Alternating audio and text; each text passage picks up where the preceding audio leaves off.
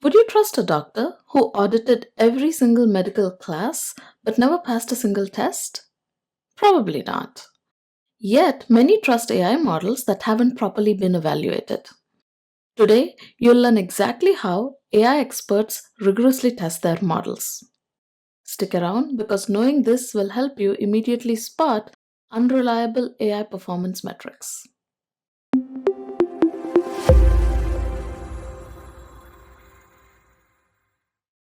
Welcome to AI Club Pro, where we make AI concepts feel like everyday ideas. Today, we are looking into how AI models are evaluated. First, let's briefly understand what makes up an AI model. So, an AI model is composed of two basic things: an architecture and a set of parameters. The architecture, which is the structural design, is essentially a blueprint of how the model processes incoming information. Some examples are transformers, CNNs, etc. The parameters, on the other hand, are adjustable values that are inside the model and are set during the training process. Initially, these parameters start at random, and during the training process, the model learns from data and adjusts these parameters. Once trained, the model can make predictions. If you're not sure what parameters of a model mean, please watch our video on what is an AI model. Once an AI model is created, you would want to share the model and talk about how good it is, right? But how can you do it? How do you evaluate how good a model is? There is a structured, clear-cut process on how this can be done. And this video is divided into two parts. First part goes over how you need to organize your dataset in order to set it up for a proper evaluation, and how you pick the best model from there. The second part is about metrics that are used to pick the best model and report the performance of the model. Evaluation starts at the dataset even before it is used to train a model. To make this easier, think about your dataset as an exam with crafted questions and answers. The questions here are features, which are essentially inputs to your model, which could be text or images or numerical data. It could be anything. And the answers are also known as labels. They are basically what you're expecting the model to predict. These are the right outcomes that the model is supposed to predict, given a question, which are also called features. This framework is called supervised learning because your model learns under supervision, which means that it has the right answers to learn from, and in that process, it recognizes the patterns and the relationship between features and the label. Here's what you do in order to properly evaluate your AI model. You take your data set and split it into three parts. The first part is the training set. The second part is the validation set, and the third part is the test set. So training set is the majority of your data. It is used to teach or train your model, and the validation set is a smaller portion, which is regularly used during training to check and refine the model. And the test set is a completely separate set of data, which is kept untouched until the final evaluation of the model needs to happen to measure the general performance of the model. Test and train set make sense, but what is this validation set? How is it different from test set, and why do we have it? Training an AI model involves experimenting and refining. So you often start with creating multiple variations of the model, and you change small details about the training process, which causes the model to converge differently. Then you test each variation against the validation test to measure its performance. And after multiple trials and improvements, you select a version of the model that performs the best on the validation set. And this is your golden model, which is ready for the final evaluation. So to do these intermediate tests, when you're still figuring out what a good model is, you use the validation set. Sometimes you may not use an explicit validation set. You may use a method called cross-validation. What is cross-validation and how is it different from other methods? In the regular three-way split method, you may get lucky or unlucky depending on what portion of the data ends up in each split. Which is to say that the validation score you get could be unreliable depending on which samples of the dataset fall into which subset. When using cross-validation, on the other hand, you do not split your data into three parts.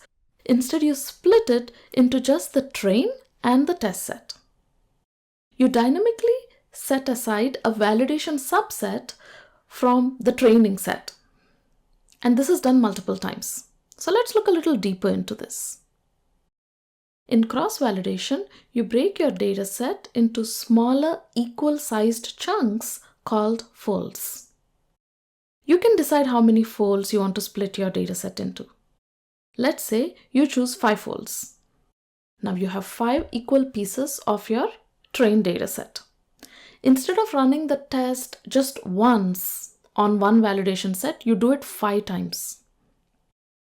So for round 1, you pick the first fold as the validation set, and then you train your model from scratch on the remaining 4 folds. Training from scratch means the model doesn't remember anything from the previous rounds. It's like starting with a clean slate each time. Then you repeat this process 4 more times. Each time you choose a different fold as the validation set, training again from scratch on the other 4 folds.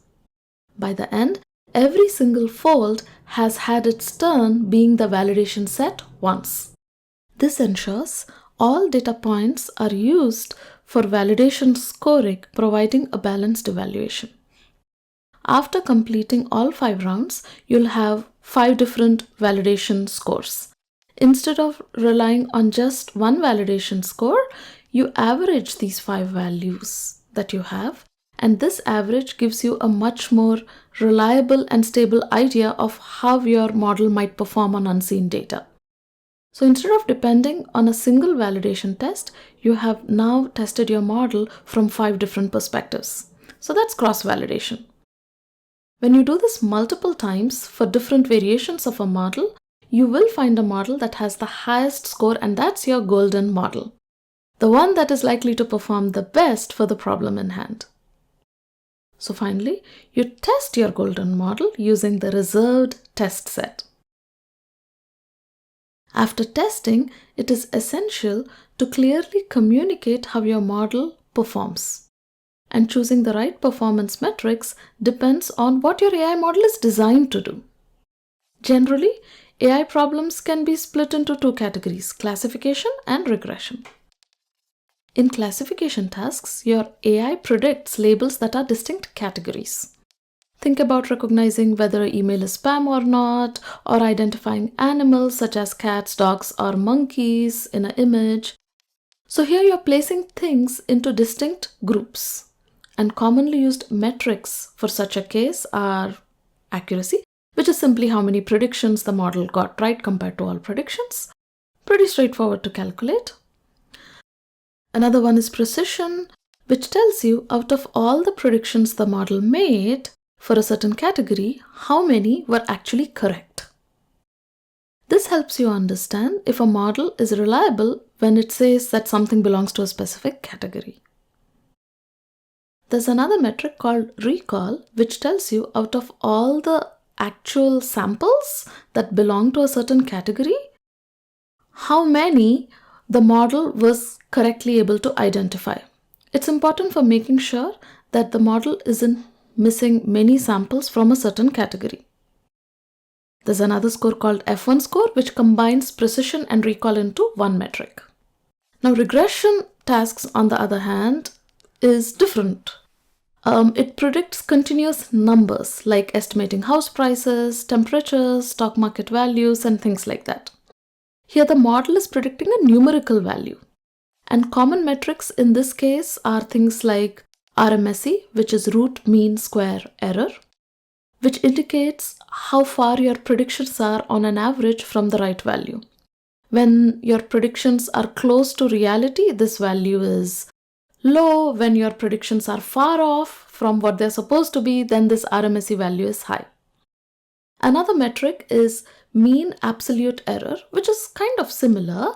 It measures the average error of your AI model compared to what it was actually supposed to predict.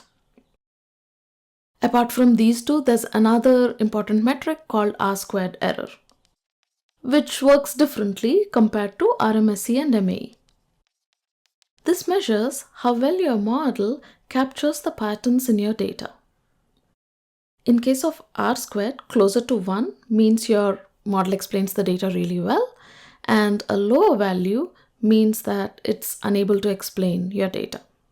Clearly understanding these differences between classification, regression, and using the right metrics in each case helps you to share your model's performance with your colleagues or other researchers.